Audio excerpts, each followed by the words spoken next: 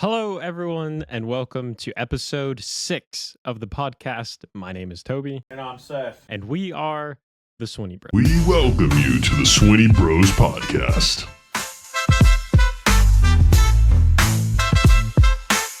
So, in today's episode, we've got a lot of breaking news to cover, lots of injuries, lots of shocking losses and wins by a lot of teams we weren't expecting, much to go over, much to discuss. Let's start right out the gate. The most heartbreaking of the weekend was the James Conner injury. Saw it live, saw it happen, crushed the Cardinals, crushed me. That's a terrible way to go out. I agree. That was nasty. Very nasty. I mean, it looked like somebody just snapped his leg in two, pretty much. That's really going to hurt Arizona. That's really going to hurt him. That's really going to hurt fantasy managers that had him in their fantasy lineup. But Trey Benson is looking very promising. I don't think he's at the same caliber as James Conner, but he was drafted with the intention to replace James Conner eventually. We just didn't think it was going to be this soon. We knew James Conner was getting up there in age, but still, that doesn't mean that you're anywhere close to ready to go out, especially with that type of injury. In other forms of news, with no injury, just head coaching decision made by Mr. DeBall himself. Jackson Dart starting over Russell Wilson. I don't think Russell Wilson's the problem, but that's what they said. Jackson Dart, I'm curious to see if he is the answer to the Giants' offensive woes. He may or may not. He may or may not. Time will tell. I think the only problem is that we see how Daniel Jones is doing. Is this just the same situation? I mean, in Russell Wilson's defense, he put up 450 passing yards against the Cowboys, and then he's getting benched. Like, what the heck happened? I think this is we're going to blame you for our problems, and we'll swap in a new guy. It's Jackson Dart. It's exciting. I think the Giants organization just has a lot of bad, and that's just becoming more and more evident. I would have done a lot of shifting in the upper management before I benched Russell Wilson. There's a lot of talent on that team, and I know the Giants got a lot of eggs in the Jackson Dart basket because that's their, hopeful franchise quarterback. But, I mean, there's a lot of offensive talent on that team, and it's not always the players' problem. It's, coaching, offensive schemes. In other news, other big injury this week was Najee Harris.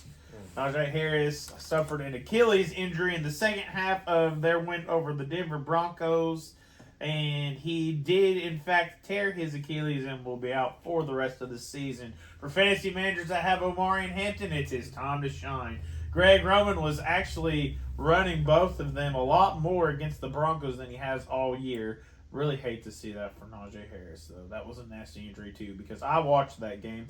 I was bouncing back and forth between the Cowboys and the Bears game and then the Chargers and the Broncos game, and then the Bears just dominated. And I was like, okay, I'm done watching this. I'm going to watch the rest of this Chargers-Broncos game. Really hate to see that. Some other notable injuries for the week. Green Bay Packers, Zach Tom is out with an oblique injury. Yeah. So that's going to hurt.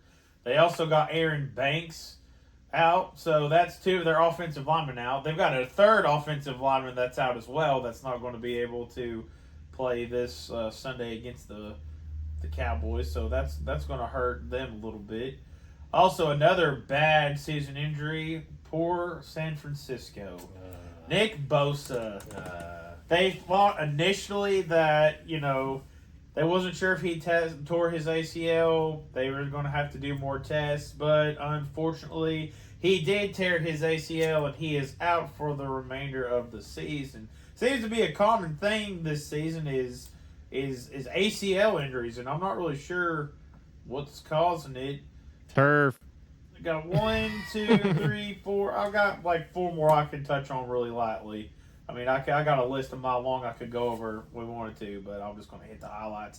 CeeDee Lamb's still out. He's expected to be out 3 to 4 weeks with this high ankle sprain. The Cowboys are considering putting him on injured reserve. That has not been made clear yet, but that was a nasty ankle roll. If you didn't see it, it looked nasty, sick. Ooh, makes you hurt just watching it.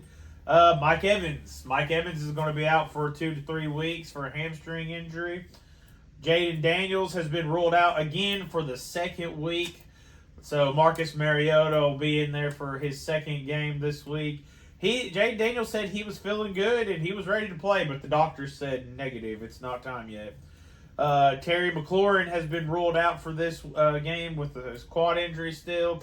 He's been to one specialist and he's going to get a second opinion, but Dan Quinn said he was still considered week to week. In good news, unrelated to injuries, for all the San Francisco 49ers fans, Brock Purdy is set to start Sunday against the Jaguars. And also, Justin Fields has been cleared from concussion protocol and is expected to start Monday night against the Miami Dolphins. Oh, I think I'd rather have Tyrod Taylor. Anyways, I think that wraps up all of the breaking news. I've got one more. Never mind. More of a record-breaking news. The Vikings cornerback Isaiah Rodgers Sr. Against the Bengals is the first player in NFL history to have a pick six, a fumble returned for a touchdown, and 2 forced fumbles in a single game, and he did it in one half of play.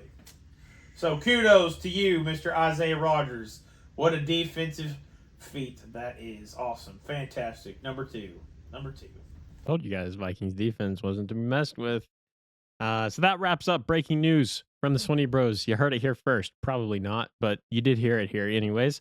So moving on to our games of the week. There was quite a few games with some shocking results. Kind of hard to pick several games of the week because a lot of them were blowouts or neck and neck. It was either a blowout or it was last second comeback that was very short. I'll just start off fine and dandy. This one's probably blatantly obvious. I got the Eagles and the Rams. Now, I picked the Eagles and the Rams last week. I picked the Rams to upset. And for the first 3 quarters, dude, I was on another plane of existence. I was like, man, that was the best pick I've ever done. The best upset pick. I literally just swapped off the game because it was kind of getting boring.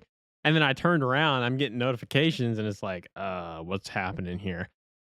The blocked field goal to the touchdown. It was nuts. It was fun to watch, but also heartbreaking to watch because I picked the Rams. That personally had to be number one for me just because of the shock factor of how many times you see special teams plays like that.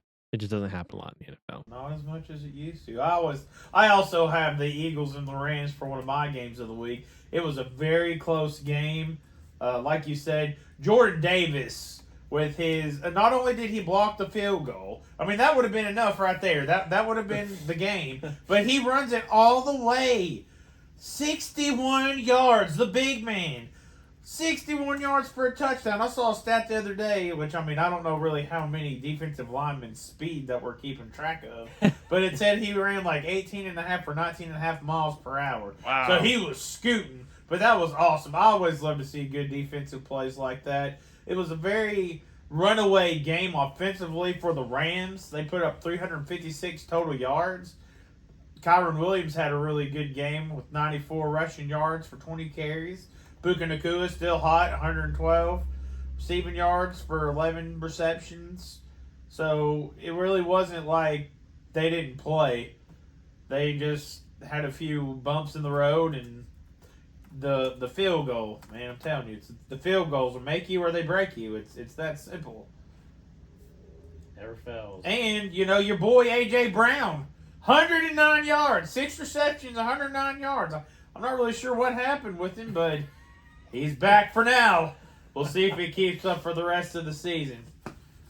That was a sight to see.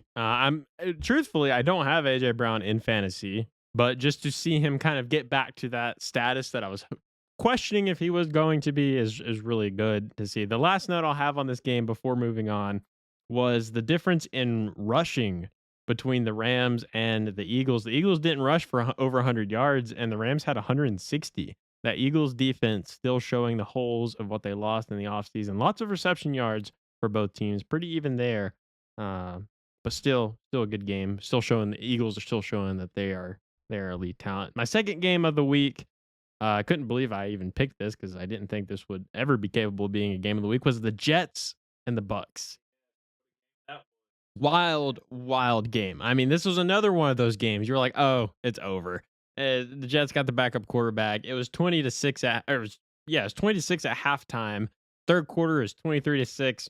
Whatever. Go on. Go watch another game. And then all of a sudden, the Jets scored 21 points in the fourth quarter. And we saw the iconic meme that has turned Aaron Glenn's wonderful. I've seen so many memes about that. It's fantastic to watch. I've never seen a coach do anything like that. I don't think ever. But still, like statistically wise, it was pretty even matchup. But you just watch, it just looked like the Buccaneers were just comfortable. They were cruising, and maybe they got too comfortable to give up 41 just like that, and then have to go and win on a last second field goal after your field goal got blocked. It was mayhem. Lots of mayhem in the games from this last week, but definitely the Bucs and the Jets were my number 2. Yeah, I mean, I've got that listed for. It wasn't my number 2, but I do have that as one of the games of the week. It seems like the last 3 weeks in a row, the Buccaneers have got the same theme going. They're trailing by a little bit. They come out in the last few minutes of the game and they drive down and they kick a field goal and they win, or they get a touchdown. Yep. They did it against the Jets. They did it against the Texans. It seems to be. I mean, it's working for them. Maybe they just need that little pressure to keep them in the fire. But I mean, I think that what you saw here is that you saw what the Jets are capable of. Mm-hmm. Even with Tyrod Taylor. I've always been a big Tyrod Taylor fan. I loved him when he was in Buffalo. Not really sure why they ever got rid of him. Then when he went to the Browns, I thought he was really going to have a successful career in the Browns because, I mean, he's an all-around good quarterback, and the Browns are just the Browns. I will never understand the Cleveland Browns. But Tyrod Taylor had a great game. He rushed for 48 yards. Mm-hmm. He had 197 passing yards. I mean, the Jets were looking really good, really good. I really thought that they were going to win the game, but that was a killer game. Bucs they're looking good though, still undefeated. Bucky Irvin had a good game. Mika Mbuka. I think you're going to see a big role for Mbuka in this offense, especially with Mike Evans being out. Now there's talk, the Chris Godwin is still, trying to get to where he needs to be. Yeah. It's always rough coming back off of an injury. Oh, yeah. But if Ibuka keeps playing how he is, Chris Godwin might see a slow regression in targets and things like that, because if it's not broke, you don't need fixing. Ain't that the truth? What does need a lot of fixing? Unfortunately, I did not want to cover this at all, but I have to. I bleed either way. The Broncos and the Chargers. Oh, another game of the week. Absolute slugfest, like it always is. We always play. The Broncos always play the Chargers extremely hard. It's always a fun game. You never know which way it's gonna go. There's a lot of pain here. There's a lot of good wins. Like my biggest win of this was the emergence of J.K. Dobbins. He's really, really solidifying himself and looking like that elite runner like he was in college. Bo Nix is really downward trending, and this is really starting to hurt. When you have wide open receivers that are running to the end zone on a beautiful trick play, you gotta hit them. I know it wasn't an uncatchable ball, but it could have been thrown better. Marvin Mims Jr. is a good receiver. Could have had it. Marvin Mims Jr. only had one catch for 4 yards. That just deflated it. He did hit Cortland Sutton on another trick play, but it's a recurring theme of, man, we're starting off slow. Oh, we're going to win the game. Oh, we just missed it. And this offense is sputtering. And people are like, oh, man, the Broncos defense are on the field way too long. I don't care if you have the most elite Hall of Fame talent on the same roster. If you're on the defensive end 24/7, you're going to give up stuff. It's just a guarantee. They did as much as they could. Justin Herbert looked shaky at times. He was under pressure, but still, they are playing way too much defense to be comfortable for this. And it's missed opportunity after missed opportunity. And it was a defensive battle, but time possession, you can't give the Chargers an extra 13 minutes in a Justin Herbert run offense. You just can't do that. So, third game of the week for me, but it was a heartbreaker. Well, speaking of the Broncos defense, they did put up 5 sacks during this game. Very impressive defensively. But once your defense goes up there and stops the offense, it's time for the offense to come up and do their job. and it was just they're struggling offensively, like you said. I mean, J.K. Dobbins, he's becoming that elite player for them, and Cortland Sutton, them two are trying to carry the team. It's just going to take a whole lot more. I mean, Justin Herbert put up 300 passing yards against the Denver Broncos, one of the best defenses in the NFL. 300 passing yards, crazy. I mean, the Chargers weren't rushing a whole lot. Omarion Hampton had 7 rushing yards. Today, J.K. Dobbins 83 rushing yards. It's just, I mean, and to be a 3-point game, the Chargers had the ball for 36 minutes and 20 seconds. And that's why we lost. 6 minutes and 20 seconds, and they won by 3. Crazy game. I always love watching. That's a great AFC West rivalry game. I always love watching that game. And I'm not saying that Bo Nix is unredeemable and that this is, we need to bench. I'm not jumping to the conclusions like all you little haters like to do on your keyboards on Twitter and everywhere else. I'm not saying that. But I am saying that there is a level that you are expected of after your first year, and that you have the talent around you. You have to meet those expectations. Now, will that light a fire underneath him? And can he absolutely regain? Yes, of course. The Chargers have a fantastic defense too. We can't undermine that. But against 2 elite defenses, Justin Herbert throws 300 yards and splits the ball up between his receivers. Bo Nix throws 153 yards, and 118 of those was to Cortland Sutton. If you're a one-man show, you're not going to perform. It's rough. But moving on, this one was a game of the week for me just because of the shock factor. I always like picking a lopsided game just for the shock of it. It was the Bears and the Cowboys. I tell you what, I owe the Cowboys an apology. I said they sucked. And to even compare them to the dictionary word of suck doesn't do suck justice as to how bad this team really is. I was like, maybe after the Giants game. The Giants game apparently was their Super Bowl. They played against Russell Midgetson, who can't even see over his offensive lineman, who's getting rushed all the time.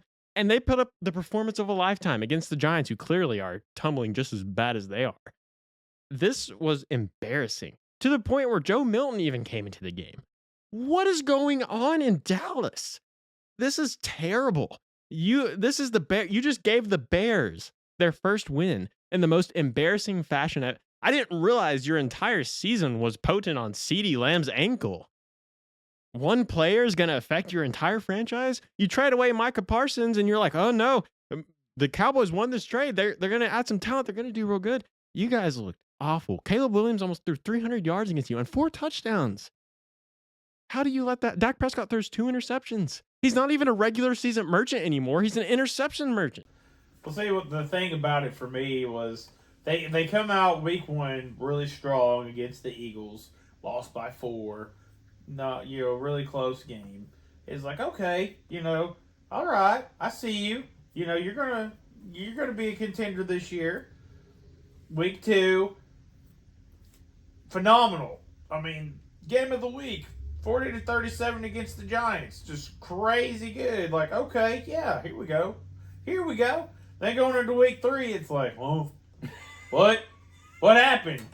Like, so I'm really confused as well because it seems like they were running like a well-oiled machine week 1 and week 2. But the Cowboys are a very talented team. You got Javonte Williams.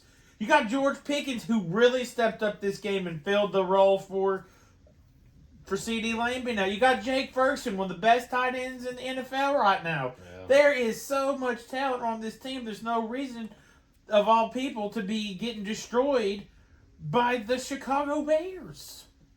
I mean, I would be straight up embarrassed to get rolled by the Bears. 31 points. 31 points. Just, I don't know. I don't know what's going on there. You know what's even worse about this? We'll move on, I promise. I just love trash talking the Cowboys. The funniest thing about this is the Cowboys had more total yards than the Bears. 396 compared to 308. Not a big difference. But when you have 4 turnovers, when you're 3 for 11 on third down, you have more time of possession than the Bears. It shows that you just can't function. You cannot do anything. Cowboys, I never liked you, but I at least respected you. And now you don't have either. now at this point, you're just a laughing stock. You're on the New Orleans Saints you're like so close to teetering that New Orleans Saints laughing stock level, and you're right. New Orleans Saints 32 in the NFL power rankings. You're 33. Not even 33 teams in the NFL. You don't need to spot right now because you look bad. For my other game of the week, I didn't have the Bears Cowboys for the game of the week. I don't really try to go the upside blowout games. I try to go for the close ones.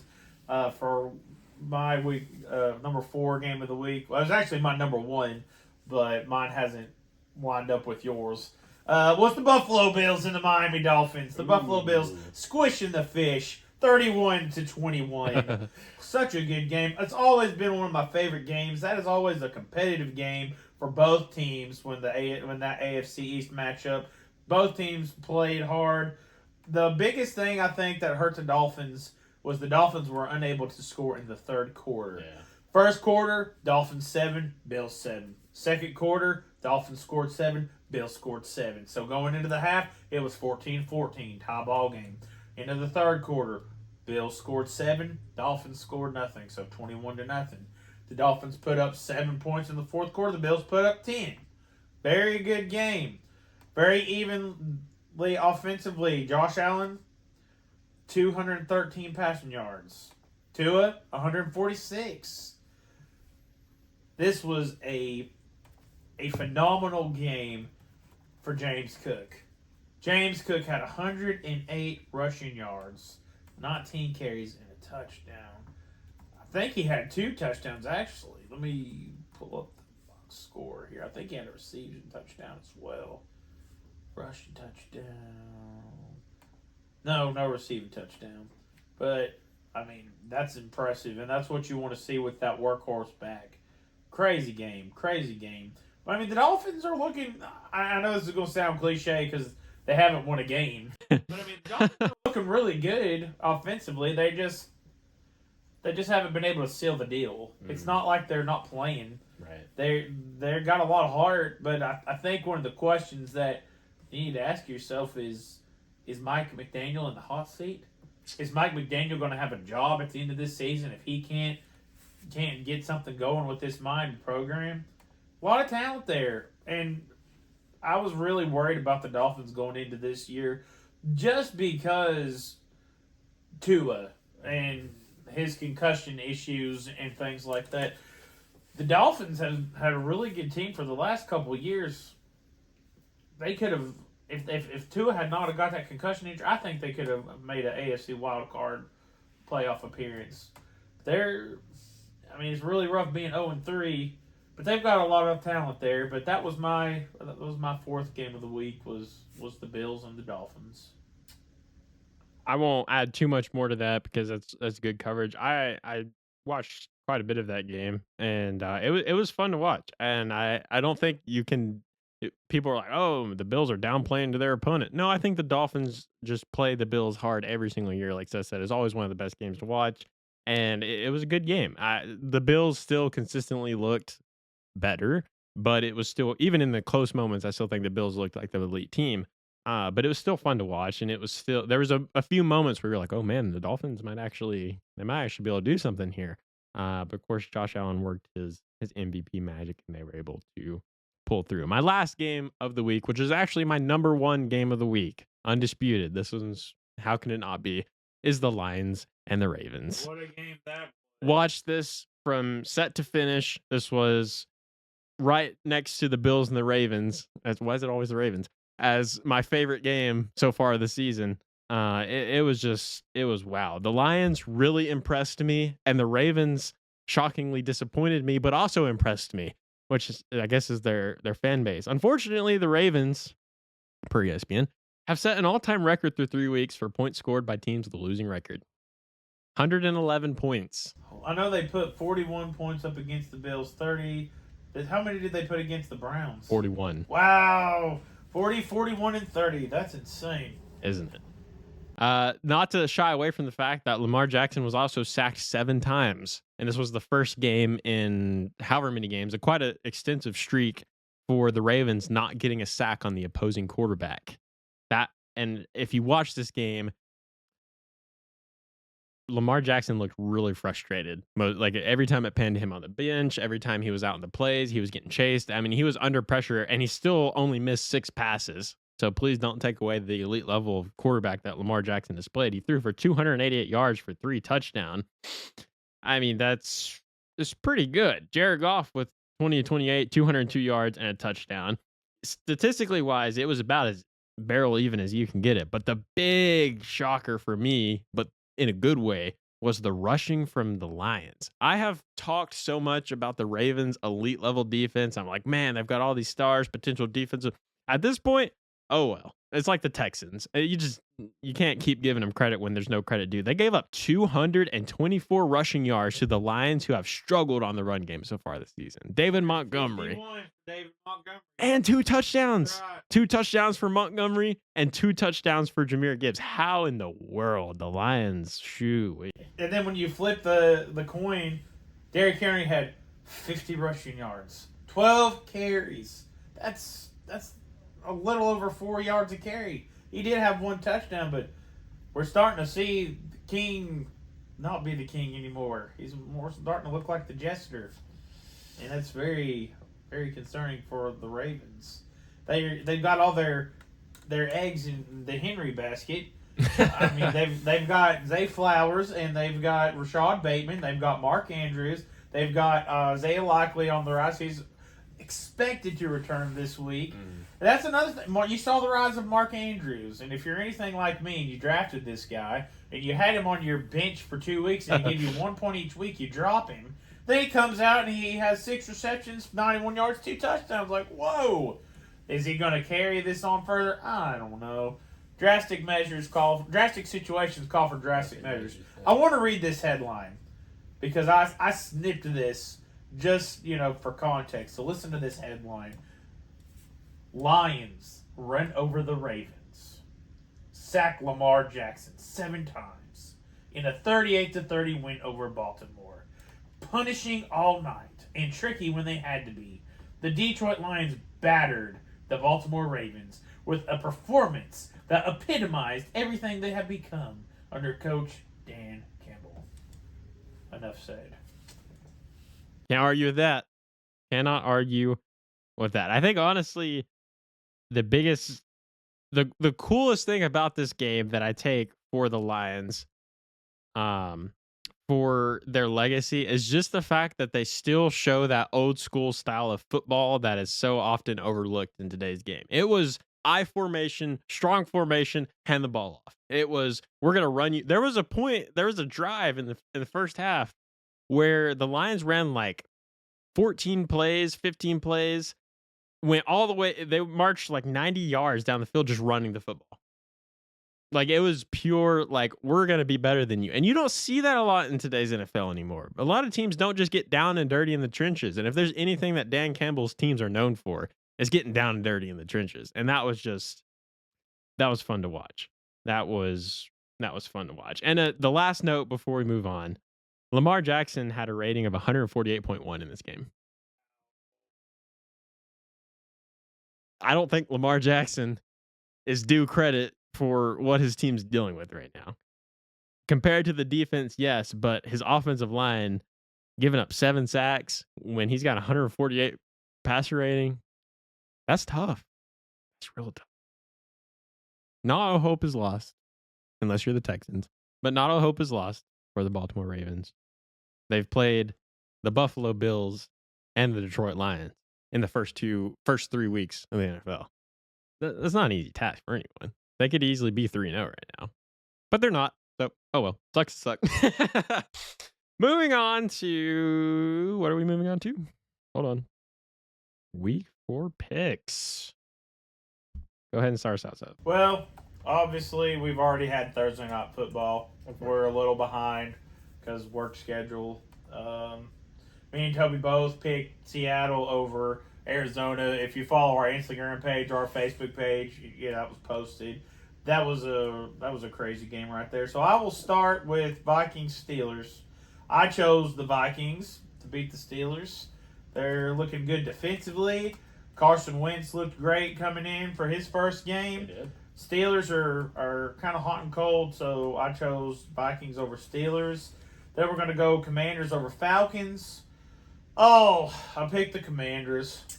Falcons, I had such high hopes for going into this season, and they've really not done anything but disappoint. So I had to choose the Commanders over that. The Saints versus the Buffalo Bills. No contest, no question. The Buffalo Bills.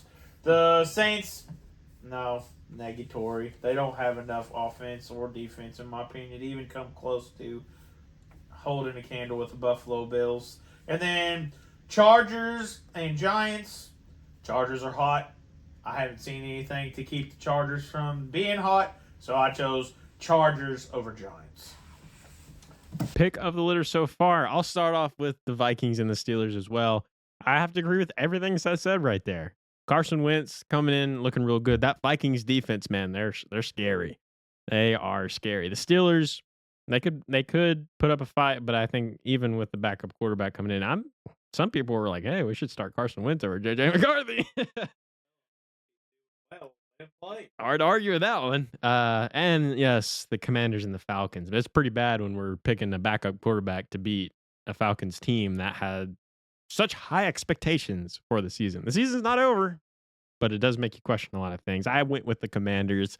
Marcus Mariota didn't blow me away with his performance last week, but he did look good. And I think he was, including, knocking out his own head coach, giving him a bloody lip. I mean, that's a little unfortunate. Chargers and the Giants, again, I have to agree with Seth. The Chargers are hot right now. The Giants they're not. They have too many problems going on. Hate to see it. I'm a little bit out of order here, but I will jump down to the Saints and the Bills because this is an easy pick, probably the easiest pick of the week. Watch something crazy happen. I went with the Bills. I'm not seeing anything that makes me think they're going to slow down against the nasty old Saints. Again, until I see something otherwise to change my mind, the Saints are the laughing stock of the NFL for me right now. Though they didn't have a terrible performance in the last couple games, but still Better. They just need a lot of work. They're like the Titans. They have potential, but they're working out quite a bit of kinks still. So I'll move on to the next four. The Titans and the Texans, the battle of the T's. I had to go with my gut, and I did pick the Texans. If there is a game that the Texans could finally win this season, it would be against the struggling Titans. The Texans on paper have way more talent. And honestly, it's just rough. The Texans should not be in the situation that they are in, but they're still better than the Titans. I had to go with the Texans. The Eagles and the Buccaneers. Maybe I just don't like the Eagles. I went with the Buccaneers. What? I went with the Buccaneers. And don't tell me this is a bad pick, because in the last 6 to 7 matches, the Buccaneers have beat the Eagles. And the Buccaneers lately have had the Eagles number. You remember the wild card game, 32-6. I know the Eagles weren't as good then as they are now. Baker Mayfield owns the Eagles right now. So I had to go with Baker Mayfield. Even though the Buccaneers are going to put us through this little roller coaster of, oh my gosh, they're so good. Oh, they're going to lose. The Buccaneers will upset the Eagles, just like the Rams should have done last week. Panthers and the Patriots. Man, oh man, oh man. The Panthers coming off hot on a blowout victory against the Atlanta Falcons. But I think the Patriots are better. I had to go with the Patriots here on this one. I think the Panthers just got a win against when a team just beats themselves and it wasn't really impressive from the other team. I think that was more of what that game was. Not to discredit the Panthers, because I've still put a lot of faith in them, but not enough to the point where I think they beat the Patriots. And the last one, the Browns and the Lions. Man, the Browns, you just never know who they're going to beat on any given day. It's not going to be the Lions this time around. The Lions are going to smoke the Browns like the Ravens did. The Packers, they got a lot of injuries. They got a lot of problems. And they were just flat out too cocky. They came into Cleveland, oh, we're going to go undefeated. No one in the NFL can beat us. Well, you got beat by the Browns. Sit down, little boy. You're not there yet. So, had to go with the Lions for that one. Okay, Titans and Texans. I chose Texans. No offense to Titans fans, but the Titans just don't have the offense right now. They have a lot of potential, and they've got some good people on their team, but until they can get their offense, some chemistry going with them, it's going to be a rough road. So I chose Texans. Eagles, Bucks, I chose Eagles. I know that the Bucks have been doing good. I mean, both of these teams are undefeated. So one of these teams is going to walk away undefeated still, and the other one's going to get their first loss. I had to go with the Eagles for the win on this one. You know, AJ Brown really impressed me a lot this game. Um, so I don't think it's going to be a blowout, but I chose the Eagles to take on the Bucks with the win. Patriots, Carolina, like you said. Carolina got a win, woohoo! But is it really something to brag about? Like, you know, so I had to go with the Patriots. Drake May's looking good. He is poised to be that New England franchise quarterback. Patriots over Panthers, and this is no. If you have to debate this game, then I don't know what to tell you. Browns and Lions. Lions are going to destroy the Browns. They'll probably put up the most points they put up all year against this game.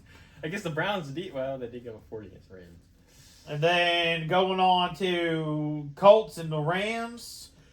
This is going to be a really good game. A very interesting game. One of the games of the week, in my opinion. I'm going with the Colts. I think both teams have been playing exceptionally well, but the Colts are just looking too good. I can't bet against them, so I chose Colts over Rams. Jaguars and 49ers. This was a toss-up for me, especially with Brock Purdy coming back. But I had to go with Jacksonville. They've been playing, well for what they have been playing in years past. Liam Cohen seems like he's got a really good thing going right now. And I think that the Jags are going to take on the 49ers and rise to victory. Bad luck's got to run out sometime. Baltimore Ravens versus the Kansas City Chiefs. I went with the Baltimore Ravens solely for the fact that, like you said, they put up over 100 points in 3 weeks. Impressive. The Chiefs just don't have the weapons that they normally have. Isaiah Pacheco hasn't really done much. Xavier Worthy is coming back, but how involved is he going to be? How well is he going to be playing coming off of the injury? The Chiefs just don't have the same amount of resources that the Ravens do. So I went Ravens over Chiefs. And then the Chicago Bears versus the Las Vegas Raiders. I went with the Bears over the Raiders. Wow. Coming in hot. Eat. Wow. All right. Well, so far, pretty aligned here, I think. The Jaguars and the 49ers. I also agree that this is going to be a close one, but I went on the flip side. I chose San Francisco. I've been picking against them for a while. I chose the Cardinals last week to beat them, and it was close. They almost did. But I think with Brock Purdy, I saw an interview, I saw a clip. I don't know if you guys have seen this. It's been circling around the internet of Brock Purdy explaining what it's like being a quarterback and the checkdowns, knowing your plays, knowing how it operates, having to deal with the pressure of all the defensive linemen in your face. And I was like, well, this dude's like a really smart dude. Like you just tell when you watch someone that they just understand the game. And that was Brock Purdy. And I'm not gonna lie, he bumped up on my list a little bit. So I think with Brock Purdy coming back, the 49ers are going to be fired up. They're going to be motivated. We got our starting quarterback back. So I think in a toss-up, I had to pick the 49ers. The Colts and the Rams. Indiana Jones all the way so far. I had to go with the Colts just because I feel like it would be a disservice not to go with them. If the Rams had beat the Eagles last week, like I thought they would, I probably would have picked the Rams. But Colts are hot right now. I don't know how long they're going to be hot, but they haven't shown anything yet to make me think otherwise. So I had to go with the Colts. The Ravens and the Chiefs.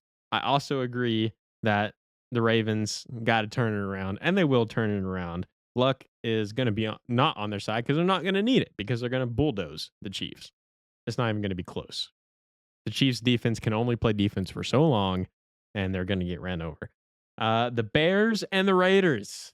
If you told me this 3 weeks ago, I would have laughed at you. I'm picking the Bears over the Raiders too. I just haven't seen anything from just flat out disappointing Las Vegas team. I really thought this Las Vegas team was going to be a lot better than they are, and they're not, unfortunately. I will say that part of that is their offensive line. I've seen a lot about their offensive line that's pretty convincing, but so far the Bears, even though the Bears did just get their first win, it's just a battle of right now. Battle of to finish this one out, the Packers and the Cowboys. The primetime game. Primetime game. The rivalry itself, the ugly game itself. Both teams coming off ugly losses, but at least the Packers game was close. I had to go with the Packers. Micah Parsons is going to give a homecoming gift to the Dallas Cowboys, and I think the Packers are going to run with it. I think the Cowboys will play much better this game than last week against Chicago, but I do think the Packers knock them off. Jets and the Dolphins. Boom. I had to go with the Jets. Whoa! I went with the Jets. Whoa! I don't know if this is an upset pick, really, but Well, I mean, you got the two worst teams in the AFC West going for their first win.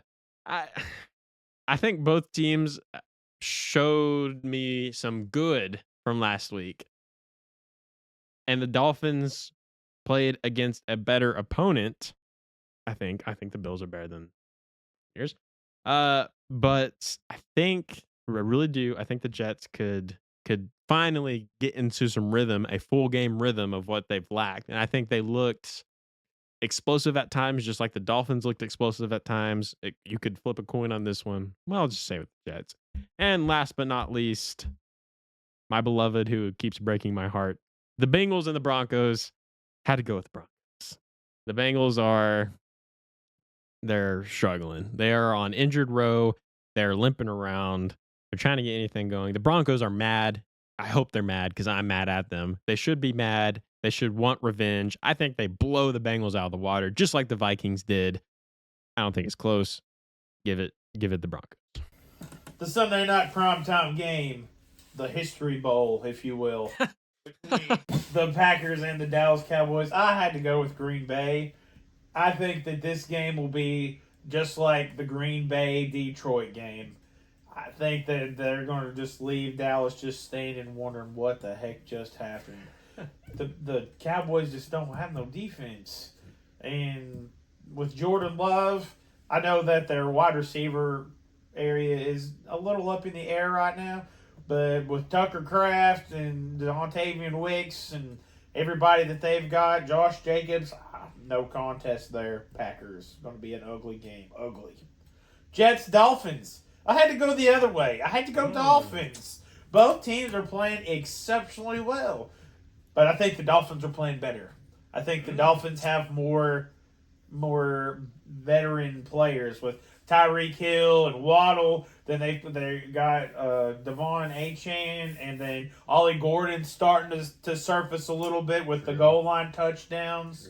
They just, I mean, to only lose by 10 points, 9 points to the Buffalo Bills. That's true. I mean, Jets are looking good, but I had to go with the Dolphins. I think the Dolphins are going to get their first win versus Jets. And I think it's going to be a really close game. I think it's going to be a shootout. It's going to be a really high-scoring game. So I had to go with the Dolphins. And then, lastly, boy, oh boy, am I eating my words about Jake Browning and the Bengals. Oh, my. Like, give me a brown paper sack and let me put it over my head. Like, oh, my. Not what I was expecting last week from the Bengals.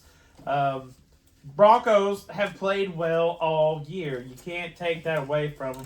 I had to choose the Denver Broncos over the Bengals for this game. So, yeah. We got three games different this week. That's not bad. Considering last week we had 6. Last week was the fact that both of us have remained 50% or better on our picks, even after last week, is pretty cool. Last week, I almost went below it. I had 8 and Seth had 9. But every week, we've been pretty consistent on our picks.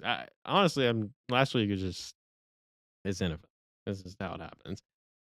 Let's move on to wrapping up that segment, unless there's anything else you want to add to that. Negative. Let's move on to NFL trivia. You want to start with yours? Sure. All right. I hope that you know. Oh, boy. You should know this one. If you don't know this, Cam said he was going to be very disappointed. Oh, boy. Because I run some things through some people first just to get a feel for things. Pressure's on. So, Seth's football trivia, which Cam answered without hesitation. Oh.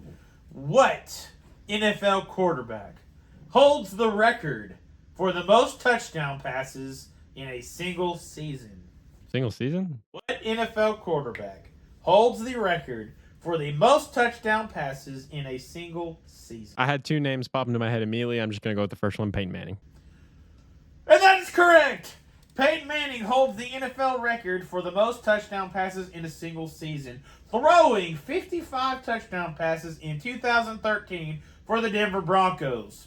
He broke the previous record of 50 set by Tom Brady in 2007 and was later tied by Patrick Mahomes in 2018.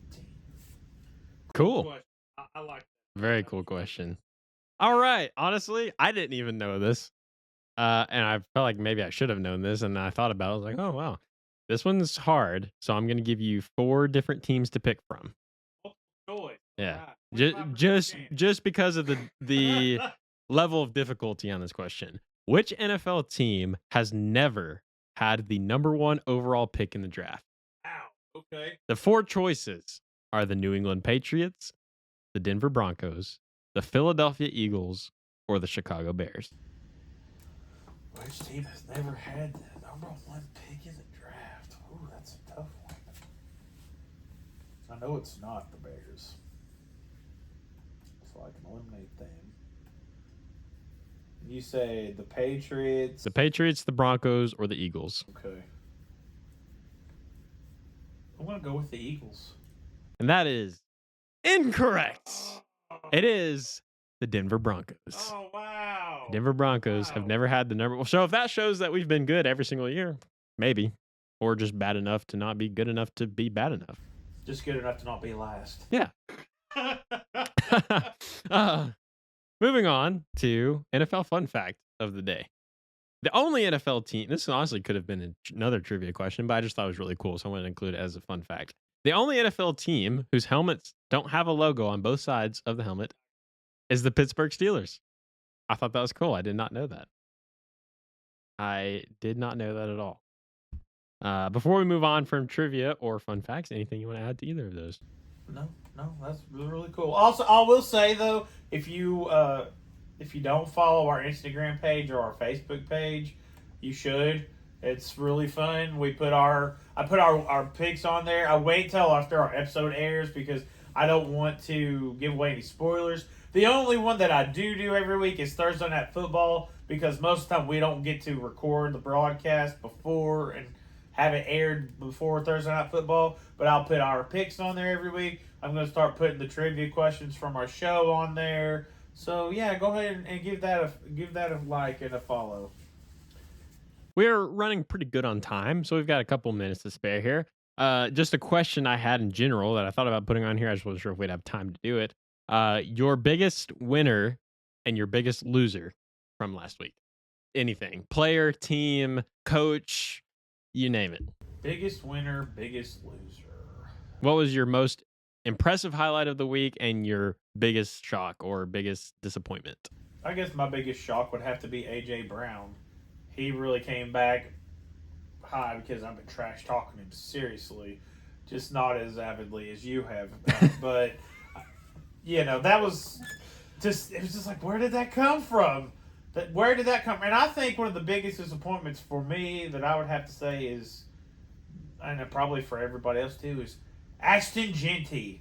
Everybody has hyped this guy up so much. Ashton Genty, Mr. Irrelevant. So, yeah. And also, I will say on the fantasy, if you do fantasy football, it's been a crazy ride for fantasy this year. It really has, especially with all the injuries. People you thought were going to do well has done the opposite. People that you thought were going to do terrible has rose to the fame. So, not bad at all. My biggest winner of the week, I had to go with an individual. I went with Carson Wentz. I think the only reason being is simply just because he came in and he did his job well.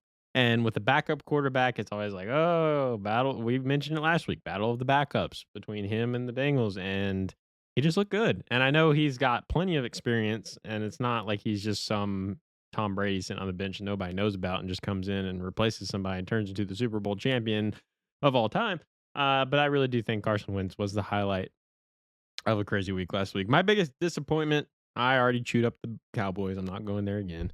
My biggest disappointment, without a shadow of a doubt, really just has to be the performance of the Packers.